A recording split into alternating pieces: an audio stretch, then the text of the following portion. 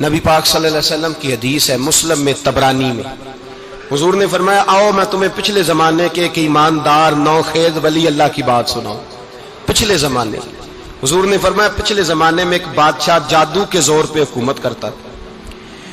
جب وہ ایک جادوگر اس نے رکھا ہوا تھا تو جادوگر اس کو جادو بتاتا، وہ جادو کے زور پر حکومت کرتا۔ جادوگر بوڑھا ہو گیا تو کہنے لگا بادشاہ کوئی نوجوان میرے پاس بھیج دے، اب میں بوڑھا ہو گیا ہوں میرا پتہ کوئی نہیں کب مر جاؤں۔ ایک نوجوان کی ڈیوٹی لگائی، بڑا زیرک سمجھدار، اپنے رعایا میں سے چن کے جو ذہین فطرت مزاج بچہ تھا وہ اس نے لگایا۔ اللہ کے محبوب علیہ الصلوۃ والسلام فرماتے ہیں بچہ جادو سیکھنے لگا، وقت گزرنے لگا۔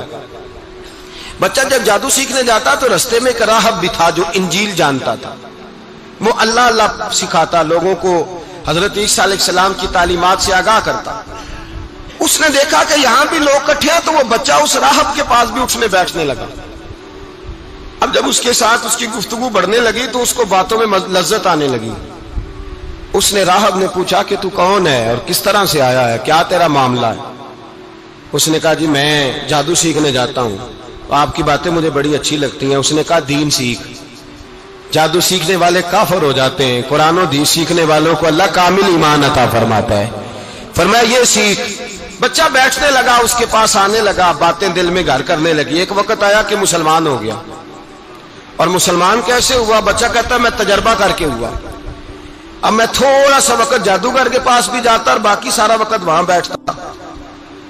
میں ایک دن جا رہا تھا تو رستے میں اژدہا تھا، بہت بڑا سانپ تھا، رستہ روک کے کھڑا تھا۔ یہ حضور نے بیان کی حدیث۔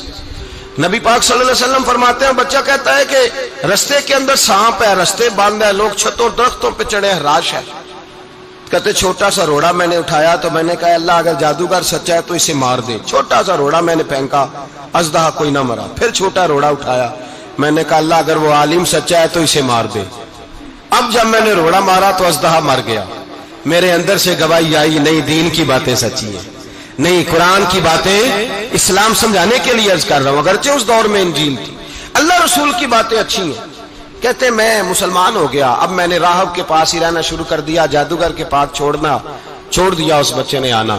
بادشاہ پوچھتا کہاں زیادہ وقت گزارتے ہو تو وہ بات گول کر دیتا، وقت تیزی سے بڑھنے لگا۔ اللہ نے اس نوجوان میں طاقت پیدا کر دی، اب وہ اس کے اندر نا اللہ نے توانائی روحانیت پیدا کر دی، ابھی جوان ہے، 14-15 سال عمر ہے۔ اللہ نے اب جو بیمار بھی آتا وہ دعا کرتا تو اللہ صحت عطا کر دیتا، جو بھی آتا۔ بادشاہ کا ایک درباری تھا، بادشاہ کو پنکھا جلتا تھا، وہ اندھا ہو گیا، کوئی ایسی تکلیف آئی کہ نابینا ہو گیا، بڑے علاج کرائے شفا نہیں ہوئی۔ کسی نے اس بچے کا پتہ بتایا کانوں میں، اس کے پاس گیا تو بچہ کہنے لگا شفا تو ہو جائے گی پر کلمہ پڑھنا پڑے گا، مسلمان ہونا پڑے گا، جس پیغمبر کا میں غلام ہوں تجھے بھی بننا پڑے گا، دین پہ عمل کرنا پڑے گا، اللہ شفا دیتا ہے۔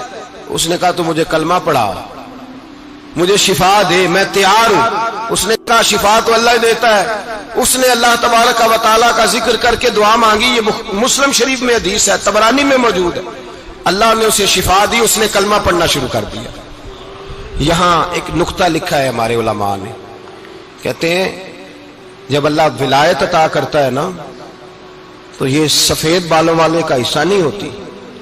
اگر جوانی میں کوئی آدمی توبہ کر کے تصوف کے رستے پہ چلتا ہے تو سب سے زیادہ ولایت اللہ اسے عطا فرماتا ہے، سب سے زیادہ ولایت اس کے پاس ہوتی ہے۔ ابھی اس کے بال کالے ہیں، چڑھتی جوانی ہے، دعا کی تو اللہ نے، اور حدیث پاک میں موجود ہے کوڑے آتے تو شفا یاب ہو جاتے، اندھے آتے تو شفا یاب، برس والے آتے تو اللہ سے دے، جوان ہے۔ بادشاہ کے پاس وہ واپس گیا، وہ جو آدمی جس کی آنکھیں ٹھیک ہوئی تھی۔ بادشاہ نے پوچھا کہ کیسے شفا ملی؟ تو کہنے لگا میرے رب نے شفا دی ہے۔ بادشاہ سجدے کراتا تھا، اپنے آپ کو منواتا تھا معاذ اللہ، کہنے لگا میرے علاوہ کون رب ہے؟ اس نے کہا وہی رب ہے جس نے تجھے پیدا کیا ہے، اور وہی رب ہے جس نے مجھے اندھے کو آنکھیں دی ہیں، وہی ہے میرا مالک۔ کہا اچھا تو مجھے نہیں مانتا؟ کہا نہیں میں اپنے رب کو مانتا ہوں۔ بادشاہ نے اسے سزا دی، ستایا، اس نے بچے کا پتہ بتایا، پھر بچے کو بلا کے ستایا تو اس راہب کا پتہ بتایا، راہب بھی قتل ہو گیا، نابینا بھی قتل ہو گیا۔ بادشاہ نے کہا سپاہیوں سے اس بچے کو لے جاؤ اور پہاڑ کی چوٹی پہ جا کے نیچے پھینکو تاکہ مر جائے. بچہ پہاڑ کی چوٹی پہ گیا تو ہاتھ اٹھا کے کہنے لگا یا اللہ میرے لیے نہیں اپنے لیے، میرے لیے نہیں اپنے لیے انہیں اپنی قدرت کے جلوے دکھا. میرے لیے نہیں، اللہ کے بندے اپنی جان بچانے کی دعائیں نہیں مانگتے، اپنے لیے انہیں اپنی قدرت کے جلوے دکھا. یہ دعا مانگی، جتنے لوگ ساتھ آئے تھے وہ سارے زمین پہ گرے اور سب مر گئے، پہاڑ سے گر کے مر گئے. بچہ واپس سیدھا بادشاہ کے پاس کہنے لگا لو بھائی میرے رب نے مجھے بچا لیا ہے. جوان کا ایمان دیکھو، میرے رب نے مجھے، بولو میرے اللہ نے مجھے ایمان کی گواہی دے رہا ہے، میں بچ گیا ہوں، تو جھوٹا ہے، میرا رب سچا ہے. اس نے کہا لے جاؤ اس کو دریا میں، کشتی میں بٹھاؤ، بیچ دریا کے جا کے دھکا دے دو. بیٹھے کشتی میں، دریا کے بیچ گئے، اور جب جا کے وہاں اس کو دھکا دینے لگے تو اس نے کہا اللہ میرے لیے نہیں اپنے لیے انہیں اپنی قدرت کے جلوے دکھا. بس ایک طوفان سا آیا، جتنے سپاہی ساتھ آئے تھے ڈوب کے مر گئے. وہ بچہ اٹھا اور سیدھا پھر بادشاہ کے پاس، اسی کے پاس کہنے لگا لو بھائی میرے رب نے مجھے بچا لیا ہے، تیرے پاس آیا ہوں. وہ کہنے لگا تو کیا مصیبت میرے گلے پڑ گئی ہے، کیسے جان چھوٹے گی؟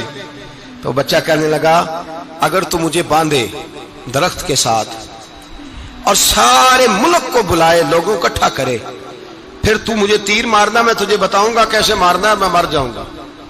اللہ کا بندہ نوجوان ایمان دیکھو، مرنے کے طریقے بتا رہا ہے، میں تجھے بتاؤں گا میں کیسے مروں گا.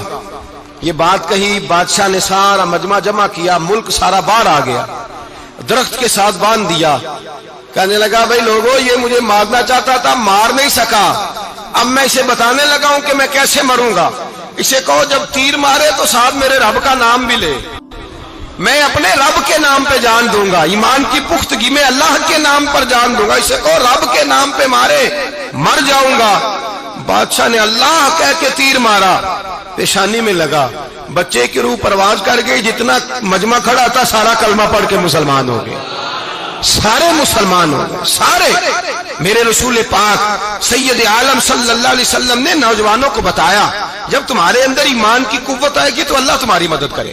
فرمایا وہ نوخیز ولی تھا، ابھی جوان رانا تھا، ابھی اس کی پیشانی پر جوانی کے آثار تھے، لیکن اس نے اللہ کو راضی کیا، رب کریم کو راضی. ولایت کا مطلب بڑھاپا نہیں، ولایت کا مطلب وہ نہیں کہ جب بڑا لمبا وقت گزر جائے تو پھر آدمی آئے کہ نہیں اب کیا کرنا ہے، اب مسجد ہی ہے، اب تو اس کے علاوہ گزارا ہی کوئی نہیں. تو اس وقت کا آنا اللہ کی بارگاہ میں قبول تو ہے، لیکن شاباشی اسی کو ملتی ہے جو جوانی کا وقت آئے، جو عین اس وقت آئے جو وقت میرے رسول پاک علیہ السلام کے غلام عبداللہ ابن عمر، حضرت عبداللہ ابن عمر رضی اللہ تعالیٰ عنہ فرماتے ہیں کہ میں نکلا، مجھے سفر کے لیے جانا تھا، تو تھوڑی سی کھجوریں، تھوڑا سا سرکہ، ایک شہد کی بوتل، چیزیں میں نے سفر کے لیے ساتھ رکھ لی. میں جب مدینے سے باہر صحرا میں نکلا نا تو رمضان نہیں تھا، غیر رمضان تھا. میں نے ایک نوجوان کو دیکھا بکریاں چرا رہا ہے، بکریاں چرا رہا ہے. اے جوان، آپ فرماتے ہیں اس کا چہرہ بڑا نورانیت والا، گرد پڑی ہوئی پر بڑا حسین. فرماتے ہیں میں نے اس کو کہا کہ آ جاؤ کھانا کھا لو، روزے بھی نہیں تھے. کہنے لگا نہیں میں نے روزہ رکھا ہوا ہے. فرماتے ہیں میں نے کہا پتہ کروں کہ نیرا نیک ہی ہے کہ پرہیزگار بھی ہے. نیک وہ ہوتا ہے جو نماز پڑھے روزہ رکھے، پرہیزگار وہ ہوتا ہے جو گناہ سے بچے، وہ پرہیزگار ہوتا ہے. کہا پتہ کروں پرہیزگار بھی ہے کہ نہیں. کہتے میں قریب گیا تو میں نے جا کے اس کو کہا بھائی تیری بکریاں بڑی پیاری ہیں، میرا دل کرتا ہے ایک بکری مجھے دے دو. کہتے وہ جوان، غربت بھی، پریشانی بھی، پر دامان توکل کی یہ خوبی ہے کہ اس پر پابند لگے ہوتے ہیں، دھبے نہیں ہوتے. غربت ہے. کہا جناب ایک بکری دے دو. آنے لگا جناب بکریاں میری نہیں، بکریوں کا مالک کوئی اور ہے. کہتے میں نے آزمانے کے لیے کہا کہ بکریوں کے مالک کو کہنا ایک بکری بھیڑیا لے گیا ہے، کہہ دینا بھیڑیا لے گیا ہے.